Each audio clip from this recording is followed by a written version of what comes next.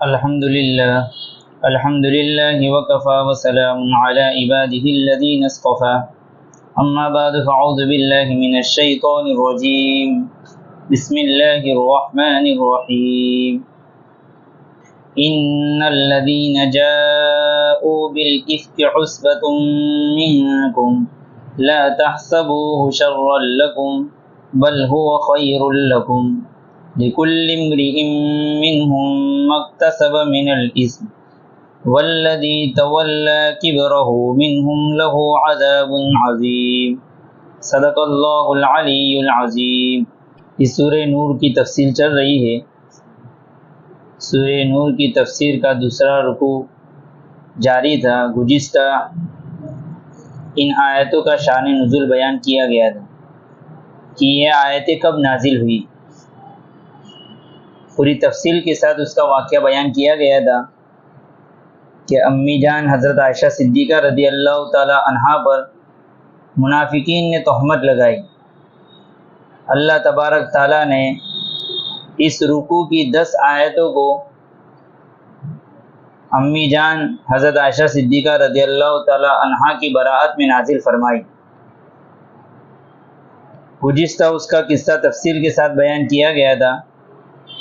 آج ہم اس کی آیتوں کو تفصیل سے سمجھنے کی کوشش کریں گے۔ پہلی آیت جو ابھی تلاوت کی گئی ہے، پہلے ہم اس کا ترجمہ سمجھیں۔ ان الذین جاءوا بالافک عصبۃ منکم، بے شک وہ لوگ جو امی جان حضرت عائشہ صدیقہ رضی اللہ تعالی عنہا کے بارے میں بڑا طوفان لے کر آئے، جھوٹ کا بڑا طوفان لے کر آئے۔ عصبۃ منکم، وہ تم میں سے ایک چھوٹی سی جماعت تھی۔ لا تحسبوہ شرا لکم، تم اس کو اپنے لیے برا مت سمجھو۔ بل هو خیر لکم، بلکہ وہ نتیجے کے اعتبار سے تمہارے لیے بہتر ہے۔ لکل امرئ منہم ما اکتسب من الاثم، ان میں سے ہر ایک کے لیے گناہ میں سے وہ حصہ ہے جو اس نے کمایا۔ والذی تولی کبرہ منہم، ان میں سے جس نے اپنے حصے میں بڑا حصہ لیا، لہ عذاب عظیم، اس کے لیے سخت سزا اللہ تبارک تعالیٰ نے تیار کر رکھی ہے، اس کے لیے سخت سزا ہے۔ یہ اس آیت کا ترجمہ ہے جو اللہ تبارک تعالیٰ نے امی جان کی براءت میں نازل کی ان آیتوں میں سے پہلی آیت ہے۔ اللہ تبارک تعالیٰ نے اس میں 4 باتوں کو بیان فرمایا ہے اور بہت اہم باتوں کو بیان فرمایا ہے۔ ہم اس کو سمجھنے کی کوشش کریں۔ پہلی بات اللہ تبارک تعالیٰ نے جو بیان فرمائی ہے، اس میں اللہ تبارک تعالیٰ نے تسلی دی ہے۔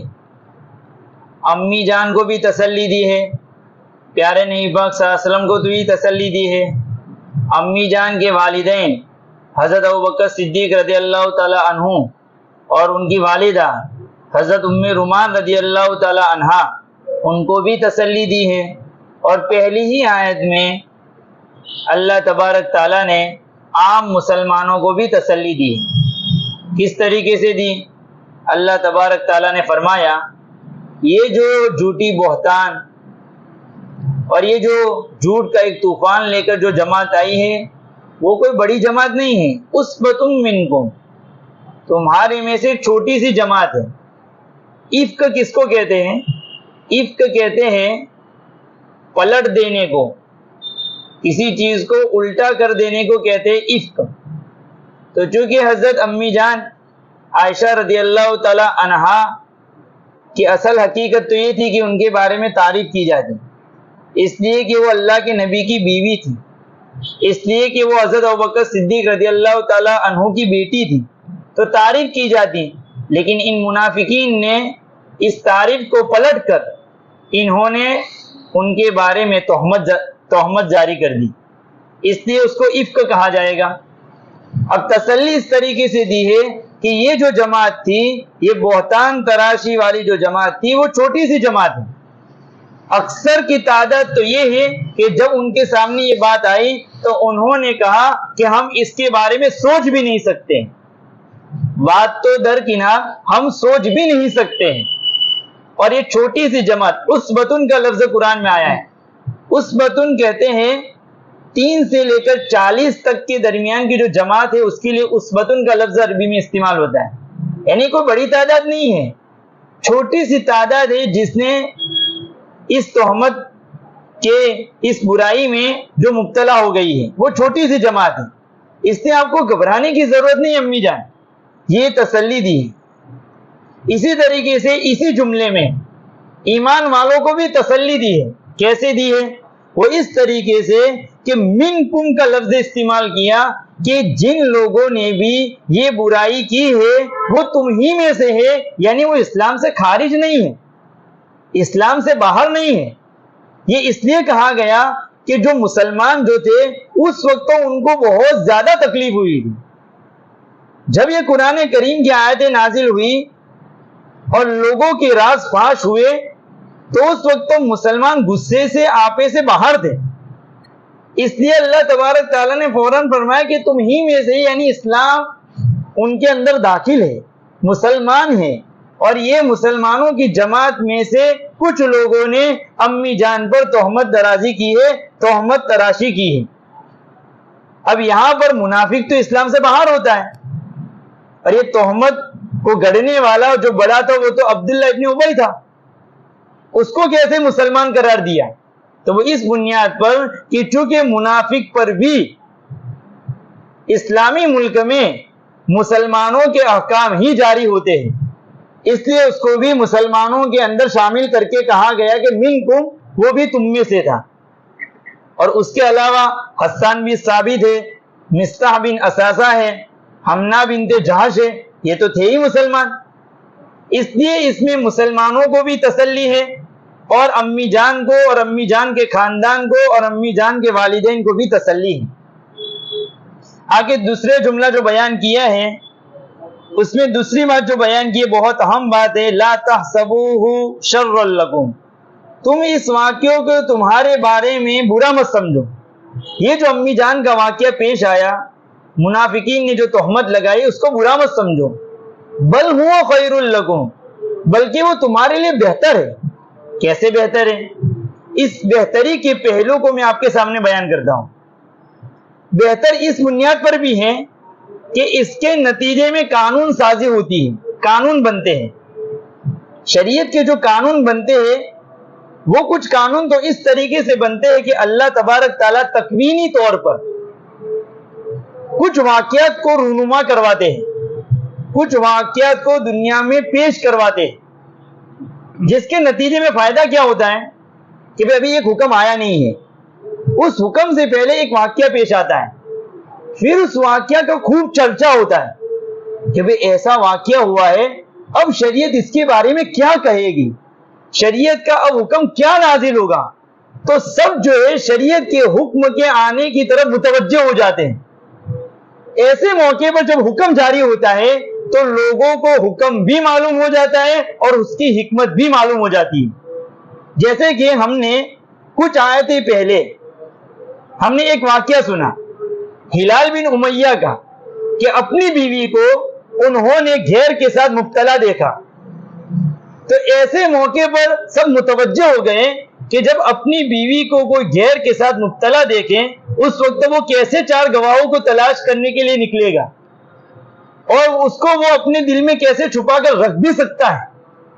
تو شریعت کو یہ حکم بتانا تھا، اس لیے یہ واقعہ پیش آیا. پھر اللہ تبارک تعالیٰ نے اس کے متعلق قرآن کریم کی آیتیں نازل فرمائی، تو اس آیتوں کے نتیجے میں لوگوں کو حکم بھی معلوم ہو گیا اور اس کی حکمت بھی معلوم ہو گئی. ایسے ہی اللہ تبارک تعالیٰ نے جو یہ واقعہ پیش کروایا، اس کے نتیجے میں لوگوں کو اس کی حکمت بھی معلوم ہو جاوے کہ کسی پر تہمت لگانا کتنی بری چیز ہے، اس کے نتیجے میں معاشرے میں کیسی کیسی برائیاں وجود میں آتی ہیں، یہ حکم بھی لوگوں کو معلوم ہو جاوے. تو ایک خیر کا پہلو تو یہ ہے. دوسرا خیر کا پہلو یہ ہوا کہ امی جان کی عزت کو گرانے کی ان لوگوں نے کوشش کی، اللہ تبارک تعالیٰ نے ان کی عزت کو بڑھا دیا. کہ اللہ تبارک تعالیٰ نے خود امی جان کی براعت میں 10 آیتوں کو نازل فرما دیا. اس سے بڑی عزت کیا ہو سکتی ہے کہ یہ آیتیں قیامت تک پڑھی جائے گی. امی جان خود فرما رہے ہیں کہ جب میرے متعلق یہ جب مسئلہ پیش آیا تو میں نے اللہ پر بھروسہ کر دیا کہ اللہ تو ہی اس کا فیصلہ فرما.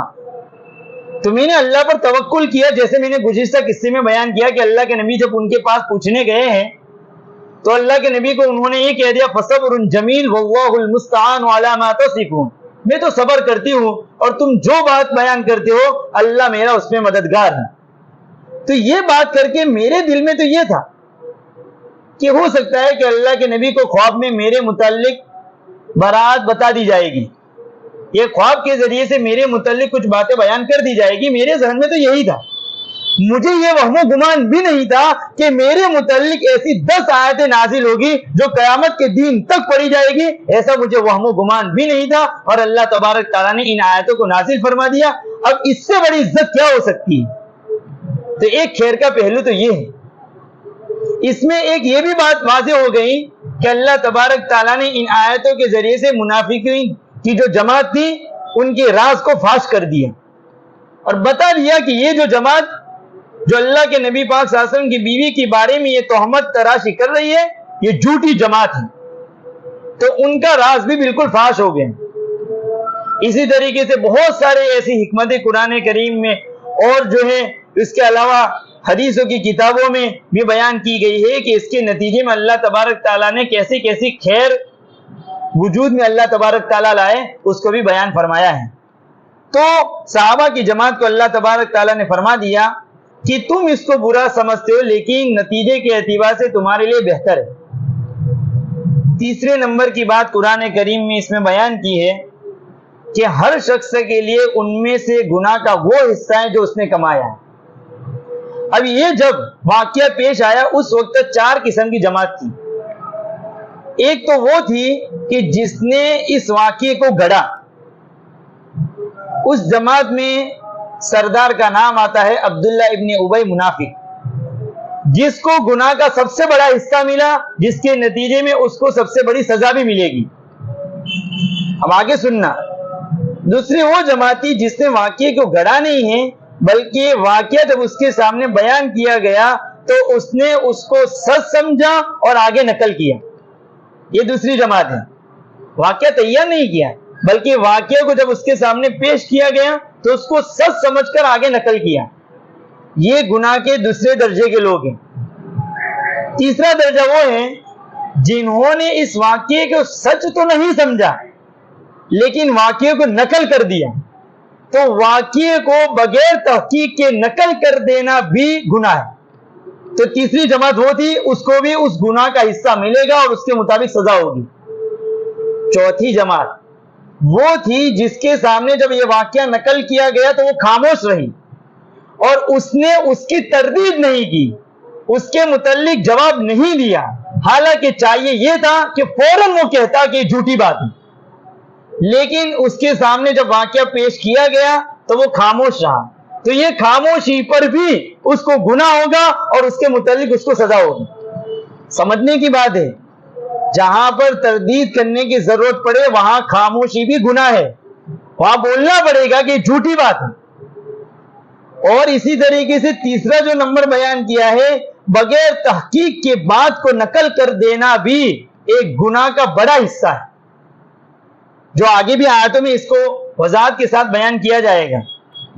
تو اللہ تبارک تعالیٰ نے فرما دیا کہ اس گناہ میں جو لوگ بھی جس درجے میں شریک ہے ان کو اس درجے کے مطابق گناہ ہوگا اور ان کو اس کی سزا ملے گی. چوتھے نمبر کی بات بیان فرمائی, والذی تولی کبرہ منہ, ان میں سے جس نے بڑا حصہ لیا ہے یعنی جس نے تہمت تراشی ہے, لہو عذاب عظیم, اس کے لیے تو سخت سزا ہے. یہ 4 باتیں اللہ تبارک تعالیٰ نے اصولی طور پر پہلی آیت میں بیان فرما دی. اس آیت سے ہم کو کیا سبق ملا؟ اس آیت سے ہم کو یہ سبق ملا ہے کہ جو مخلص لوگ ہوتے ہیں, جو اللہ کے قریب لوگ ہوتے ہیں, ان کے اوپر آزمائش آتی ہے. جیسے کہ امی جان جو سب سے زیادہ قریب ہے ان پر بھی آزمائش آئی۔ دوسرا سبق یہ ملا کہ جب بھی ایسی ایمان والوں پر آزمائش آوے تو ان کو گھبرانا نہیں چاہیے، بلکہ اس وقت ان کو اس واقعہ سے تسلی لینی چاہیے کہ اللہ ان لوگوں کے ساتھ ہے۔ تم کو بظاہر برائی محسوس ہوگی، لیکن اللہ اسی برائی میں تمہارے لیے اچھائی پیدا فرما دیں گے۔ وَمَكَرُوا وَمَكَرَ اللَّهُ، جو ایمان والوں کے خلاف تدبیریں کرتے کرنے دو، اللہ تبارک تعالیٰ ان کی تدبیر کو ہی ان کے خلاف کر دیں گے۔ تو اس میں ہم کو یہ سبق ملا کہ ایسی آزمائش سے اور ایسے غلط لوگوں کی تہمت تراشی سے گھبرانا نہیں چاہیے۔ اللہ تمہارے ساتھ ہے اور اللہ تبارک تعالیٰ ان کو ضرور اس کی برائی کا بدلہ دے گا۔ جو جیسا تمہارے خلاف آئے گا اللہ اس کو ایسا ہی بدلہ دے گا، اس لیے گھبرانے کی ضرورت نہیں۔ اس سے ایک سبق یہ بھی ملا کہ ہم کو جو ہے برائی میں کسی بھی درجے میں شریک نہیں ہونا چاہیے، نہ برائی کو نقل کر کے، نہ برائی جب ہمارے سامنے بیان کی جائے تو اس پر خاموش رہ کر ہم کو اس برائی میں شریک نہیں رہنا چاہیے۔ یہ بھی ہم کو اس آیت سے سبق ملا۔ ہم جو ہے ہمارے پاس کوئی بات کسی مسلمان کے بارے میں آوے، ہم تحقیق کریں گے، تحقیق کر کے ہی نقل کریں گے۔ اگر بغیر تحقیق کے نقل کر دی تو ہم جو ہے اس برائی میں مبتلا ہو جائیں گے۔ تو اس آیت میں اللہ تبارک تعالیٰ نے ہم کو یہ سبق دیے۔ آگے اللہ تبارک تعالیٰ نے بیان فرمایا، لولا اذ سمعتموه ظن المؤمنون والمؤمنات بانفسهم خيرا وقالوا هذا افك مبين۔ اس میں بھی اللہ تبارک تعالیٰ نے بہت اہم سبق دیا ہے ہم کو۔ ترجمہ سمجھے ہم، جب تمہارے سامنے یہ واقعہ بیان کیا گیا، جب تم نے اس واقعے کو سنا، ظن المؤمنون والمؤمنات، تو ایمان والے مردوں نے، ایمان والی عورتوں نے، بِأَنفُسِهِمْ خَيْرًا، اپنے لوگوں کے بارے میں اچھا گمان کیوں نہیں کیا، اچھی بات کیوں نہیں سوچی، اور کیوں ایسا نہیں کہا وَقَالُوا هَذَا إِفْكٌ مُبِينٌ، کہ یہ تو کھلا ہوا جھوٹ ہے، ایسا کیوں نہیں کہا۔ اس آیت مبارکہ میں اللہ تبارک تعالیٰ نے مسلمانوں کو حسن گمان کی، حسن ظن کی تعلیم دی ہے کہ جب بھی ہمارے سامنے کسی مسلمان کی کوئی بات آوے تو ہم حسن ظن قائم کریں، اچھا گمان قائم کریں۔ یہاں پر علماء نے ایک بات لکھی ہے، مسلمان کے بارے میں حسن ظن قائم کرنا واجب ہے، ضروری ہے، جب تک کہ اس کے خلاف کوئی دلیل شرعی قائم نہ ہو جائے تب تک ہم کو ہر مسلمان کے بارے میں حسن ظن رکھنا ضروری ہے۔ یہاں پر یہی بات بتائی جا رہی ہے کہ جب تمہارے سامنے امی جان کا قصہ آیا تو تم نے حسن ظن کیوں نہیں رکھا، اور تم نے ایسا کیوں نہیں کہا کہ یہ بالکل جھوٹا واقعہ ہے۔ اس آیت کی جو عبارت لائی گئی ہے اس کو ہم سمجھے۔ یہاں پر بیان کیا گیا کہ جب تمہارے سامنے یہ واقعہ بیان کیا گیا، تم کو جب یہ واقعہ سنایا گیا تو اس کے بعد قرآن کریم کو صرف اتنا کہہ دینا چاہیے تھا کہ بھئی تم نے ایسا گمان کیوں نہیں کیا، لیکن قرآن نے یہ عبارت کو چھوڑ کر کون سی عبارت استعمال کی؟ مومن مردوں نے اور مومن عورتوں نے ایسا گمان کیوں نہیں کیا، ایسا صاف صاف لفظوں میں کیوں بیان کیا؟ تفسیر میں لکھا ہے کہ جس وقت آدمی بدگمانی میں مبتلا ہوتا ہے، یہ تہمت میں مبتلا ہوتا ہے، اور خاص طور پر امی جان کے متعلق جب تہمت میں وہ مبتلا ہوا، اس وقت وہ ایمان والا کہلانے کے بھی قابل نہیں ہے۔ اس لیے کہ ایمان والا تو وہ ہوتا ہے وہ جو دوسرے ایمان والے کے متعلق اچھا گمان رکھتا ہے۔ جب اس نے ایمان والے کے متعلق اچھا گمان نہیں رکھا تو وہ ایمان والا کہلانے کے بھی قابل نہیں ہے۔ اس لیے ایسا نہیں کہا کہ تم نے ایسا گمان کیوں نہیں کہا، ایسا عبارت نہیں لائے، بلکہ یہ کہا کہ ایمان والے کو چاہیے اور ایمان والی عورت کو چاہیے کہ وہ اچھا گمان رکھے، یعنی ان کی بات کو چھوڑ کر ایک ایمان والوں کو تعلیم دے دی گئی۔ سمجھ رہے نا اس عبارت کو؟ یعنی ایسا کہنا چاہیے کہ تم نے جب یہ بات سنی تو تم کو یہ گمان رکھنا چاہیے تھا. یہ نہیں کہا قرآن نے. قرآن نے کہا کہ جب تم نے یہ بات سنی تو ایمان والوں کو یہ چاہیے تھا, ایمان والے مردوں کو اور ایمان والی عورتوں کی وہ اچھا گمان قائم کرتے. تو ان کی بات کو چھوڑ کر ایمان والوں کو یہ تعلیم دے دی گئی. مطلب کیا ہوا کہ تم نے جو بدگمانی کی ہے تو اس بدگمانی کی حالت میں تم ایمان والے کہلانے کے قابل نہیں ہو. تو کتنی بڑی بات ہو گئی ہے کہ کسی کے بارے میں بدگمانی کرنا کتنا بڑا گناہ ہوا. دوسری بات, اس میں ایک لفظ استعمال کیا ہے بِأَنفُسِهِمْ. اس میں اللہ تبارک تعالیٰ نے ہم کو سب کچھ کہہ دیا. بِأَنفُسِهِمْ کا ترجمہ یہاں پر مجھے یہ کرنا چاہیے تھا. جو عربی جانتے ہیں, مفتی صاحب جیسے سمجھتے ہیں, یہاں پر مجھے یہ ترجمہ کرنا چاہیے تھا کہ ایمان والے مرد اور ایمان والے عورتوں کو اپنے بارے میں یہ گمان کرنا ہے, اپنے بارے میں اچھا گمان کرنا ہے. یہ ترجمہ ہے. لیکن میں نے ترجمہ کیا کیا, اپنے لوگوں کے بارے میں اچھا گمان کرنا ہے. تو بِأَنفُسِهِمْ کا لفظ قرآن نے کیوں استعمال کیا؟ اس بنیاد پر کہ اپنے کسی مسلمان بھائی کے متعلق بدگمانی کرنا گویا کہ اپنے ہی بارے میں بدگمانی کرنا ہے. قرآن نے ایسی تعبیریں کئی جگہ استعمال کی. جیسے عیب لگانے کے بارے میں قرآن نے جب کہا وَلَا تَلْمِزُوا أَنفُسَكُمْ, تم تمہارے بارے میں عیب مت لگاؤ. اصل ترجمہ تو وہاں پر علماء یہ کرتے کہ تم لوگوں کے بارے میں عیب مت لگاؤ. لیکن قرآن نے وہاں پر اپنی ذات کو سیدھے کہا. کیوں؟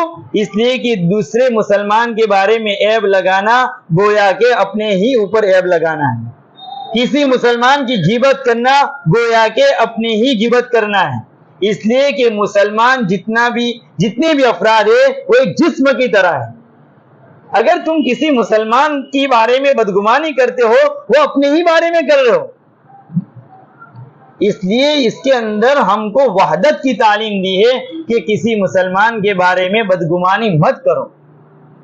اور ان کو یہ چاہیے تھا کہ اس وقت وہ کہہ دیتے وَقَالُوا هَذَا إِفْكٌ مُبِينٌ, کہ یہ تو بڑا جھوٹ ہے.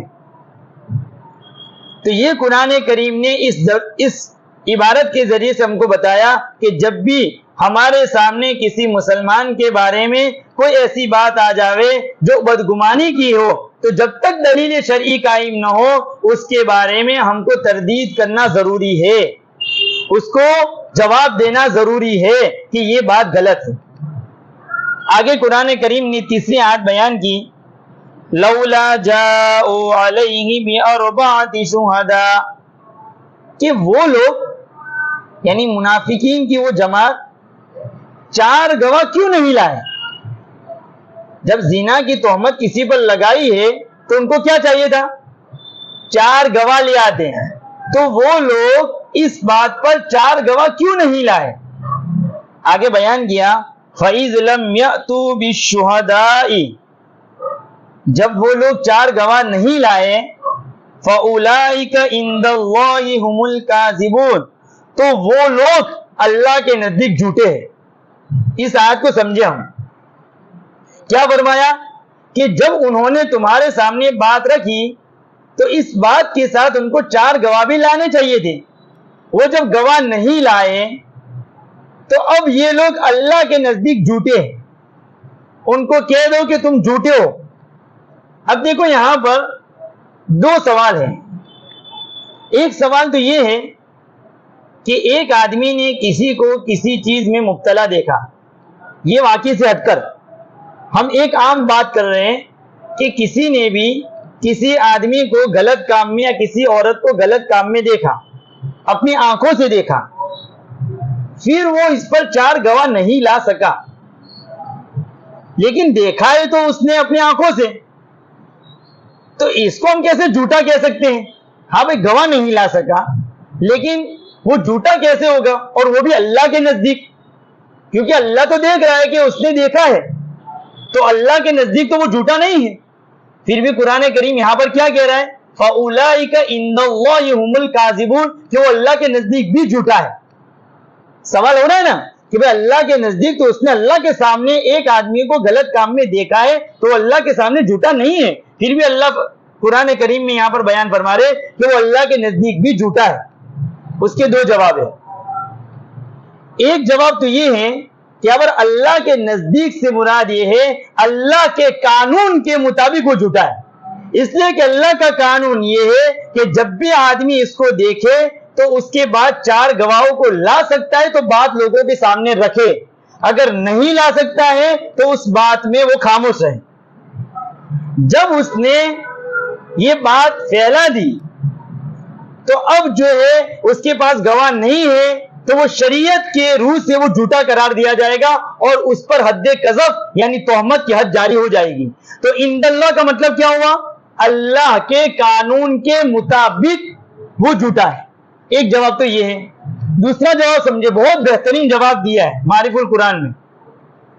انہوں نے کہا کہ مسلمان جو ہے وہ فضول کام سے بچے، خاص طور پر کوئی ایسا کام نہ کرے کہ جس سے کسی مسلمان کی ایذا رسانی ہو، اس کی ایذا کو تکلیف پہنچے، ایسا کوئی کام نہ ہو، خاص طور پر فضول کام میں۔ اب جب کوئی مسلمان کسی بھی مسلمان کے بارے میں شہادت دے تو اس کو پہلے یہ سوچنا چاہیے کہ اس شہادت سے کوئی گناہ ختم ہوتا ہو تو میں شہادت دوں، اگر اس شہادت سے کوئی گناہ ختم ہونے والا نہیں ہے تو میں اس کی گواہی نہ دوں بلکہ میں خاموش رہوں۔ یہ بات ہے، اصل اصول یہ ہے۔ اب اس آدمی نے 4 گواہ جب اس کے پاس نہیں ہے پھر بھی اس نے گواہی دی اور اس نے کہا کہ میں نے فلانے آدمی کو گناہ میں مبتلا دیکھا، تو اس نے جھوٹ ظاہر کر دیا۔ کیسے؟ کہ ایسے آدمی کو چاہیے یہ تھا کہ 4 گواہوں کو لے آتا، 4 گواہوں کو لاتا، اس کے نتیجے میں سزا ہوتی تو وہ جرم ختم ہوتا، لیکن جب اس نے اکیلے نے گواہی دی اور اس کو معلوم بھی ہے کہ میرے اس گواہی کو قبول نہیں کیا جائے گا تو اس کے نتیجے میں کوئی جرم اور کوئی گناہ ختم ہوگا، تو اس کے گواہی میں کوئی گناہ ختم نہیں ہوگا، اور وہ دعویٰ تو یہ کر رہا ہے کہ میں گناہ ختم کرنے کے لیے گواہی دے رہا ہوں، تو یہ اپنی نیت میں جھوٹا نکلا۔ سمجھ میں آئی نا بات؟ کہ اس نے یہ گواہی دی اور وہ اپنے آپ کو یہ کہہ رہا ہے کہ میں گناہ ختم ہو جاوے اس کے لیے گواہی دے رہا ہوں، تو اس کو تو چاہیے تھا کہ 4 گواہ لاتا، لیکن 4 گواہی کے بغیر اس نے گواہی دی اور اپنے آپ کو یہ کہہ رہا ہے کہ میں گناہ کو ختم کرنے کے لیے گواہی دے رہا ہوں، تو یہ اپنی اس بات میں جھوٹا ہے۔ اس سے اللہ تبارک تعالیٰ فرما رہے ہیں فَأُولَٰئِكَ عِندَ اللَّهِ هُمُ الْكَاذِبُونَ، کہ وہ اپنی اس بات میں جھوٹا ہے کہ لوگوں کے گناہوں کو ختم کرنے کے لیے گواہی نہیں دے رہا ہے بلکہ لوگوں کو گناہوں کو پھیلانے کے لیے گواہی دے رہا ہے۔ اس سے اللہ تبارک تعالیٰ نے یہاں پر اس بات کو کہا کہ وہ اس بات میں جھوٹا ہے۔ دوسرا یہاں پر ایک سوال یہ ہے، آخری بات بیان کر کے میں اپنی بات کو پوری کرتا ہوں۔ ایک سوال یہ ہے کہ جب اللہ کے نبی پاک صلی اللہ علیہ وسلم کے سامنے جب امی جان کی یہ بات آئی تو اللہ کے نبی پاک صلی اللہ علیہ وسلم کو اور حضرت ابوبکر صدیق رضی اللہ تعالیٰ عنہ کو بھی اس بات کو غلط قرار دے دینا چاہیے تھا کہ نہیں یہ بات غلط ہے، لیکن ہم نے جو واقعہ گزشتہ سنا اس کے اندر یہ بات نہیں آئی کہ اللہ کے نبی پاک صلی اللہ علیہ وسلم نے کہا کہ یہ جھوٹی تہمت ہے، یہی بات آئی۔ حضرت ابوبکر صدیق رضی اللہ تعالیٰ عنہ نے بھی ایسا نہیں کہا، تو ایسا کیوں؟ تو علماء نے اس کا جواب لکھا ہے کہ شوہر اور والدین کا مسئلہ الگ ہوتا ہے۔ اگر جو ہے اللہ کے نبی پاک صلی اللہ علیہ وسلم یہ کہہ دیتے کہ یہ بات جھوٹی ہے تو لوگ کیا کہتے ہیں؟ گھر کے ہیں اس لیے تو جھوٹا ہی قرار دیں گے نا۔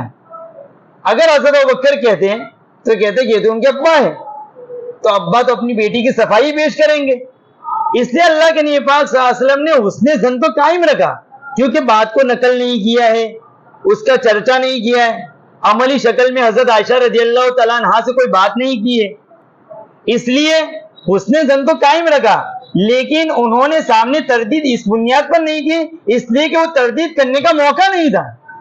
اللہ کے نبی تردید اور اس بات کو ٹھکرا نہیں سکتے تھے ابھی جب تک کہ کوئی صراحتاً کوئی بات نہ آ جاتی، اس لیے کہ شوہر اور والدین کا مسئلہ الگ ہوتا ہے۔ یہ علماء نے اس کا جواب دیا ہے، اس لیے اللہ کے نبی پاک صلی اللہ علیہ وسلم نے فوراً اس کے جواب میں افکم مبین یعنی ایک غلط بات ہے ایسا اللہ کے نبی پاک صلی اللہ علیہ وسلم نے فوراً نہیں کہا۔ تو ان تمام آیتوں سے ہمیں بات سمجھ میں آئی کہ ہم کو ایک مسلمان کے بارے میں حسن گمان رکھنا چاہیے. جب تک کوئی دلیل شرعی نہ آ جاوے ہم کسی کے بارے میں جھوٹا گمان قائم نہیں کر سکتے ہیں. دوسری بات یہاں پر علماء نے لکھی ہے حسن گمان قائم کرنے پر ثواب ملتا ہے. ہم نے کسی کے بارے میں کہ بھئی ہم جیسے یہاں مسجد سے نماز پڑھ کر نکلے, ایک بندہ باہر کھڑا ہے یا تو مسجد کے باہر ہی کھڑا, اندر ہی کہیں کھڑا ہے, نماز نہیں پڑھ رہا ہے, ہم یہ حسن گمان قائم کرتے کہ بھئی وہ نماز سے فارغ ہے یا نماز پڑھ کر آ کر یہاں مسجد کے باہر کھڑا ہے. ہم نے یہ دل میں یہ گمان قائم کر دیا, اس گمان قائم کرنے پر ہم کو ثواب مل جائے گا. لیکن ہم نے یہ گمان قائم کیا کہ دیکھو مسجد کے باہر کھڑا ہے پھر بھی نماز نہیں پڑھتا ہے, مسجد میں آ کر بھی نماز نہیں پڑھتا ہے. ہم نے جو برا گمان قائم کیا, بدگمانی کی, اس پر ہم کو گناہ ہوگا. اللہ کے ہاں اس کی ہم کو جواب دہی کرنی پڑے گی. اس لیے ہم کسی کے بارے میں بدگمانی نہ کریں. جیسے اس کی ایک مثال دے دو, بات تو پوری ہو گئی ہے, لیکن ایک اور مثال دے دو. جب جمعہ کا دن ہوتا ہے چاہیے کہ ہم جمعہ کی سنتوں کو ادا کر کے نکلیں, لیکن اگر کوئی بندے جمعہ کی سنتوں کو ادا کیے بغیر نکلتے ہیں, ہمارا کام ترغیب دینا ہے لوگوں کو, لوگوں کے بارے میں بدگمانی نہیں کرنا ہے, کیونکہ اس میں ہم مبتلا ہو جاتے ہیں. دیکھو نہیں جمعہ کے بعد سنتیں بھی نہیں پڑھتے. اگر ہم نے ایسی بدگمانی قائم کر لی لوگوں کے بارے میں, ہم کو قیامت کی دن اس کے بارے میں جواب دینا ہوگا. ہو سکتا ہے کہ وہ جو باہر جا رہے ہیں وہ گھر پر جا کر نماز سنتیں پڑھے, ہو سکتا ہے کہ وہ کسی مریض کو چھوڑ کر آئے ہوئے ہوں اور وہ اس کو فوراً نکلنا ہو تو اس کے لیے جا رہا ہوں, اپنے آفس پر جا کر پڑھ رہا ہوں. اس کا مسئلہ ہے. ہم جو ہے کسی کے بارے میں بدگمانی نہ کریں, اس کے اندر ہم کو یہ تعلیم دی جا رہی. یہ تو ایک مثال دے رہا ہوں, لیکن جہاں پر بھی یہ مسئلہ پیش آوے ہم کسی کے بارے میں بدگمانی نہ کریں. اللہ تبارک تعالی ہمیں یہ باتیں سمجھنے کی توفیق عطا فرماوے. آمین. وآخر دعوانا الحمدللہ رب العالمین.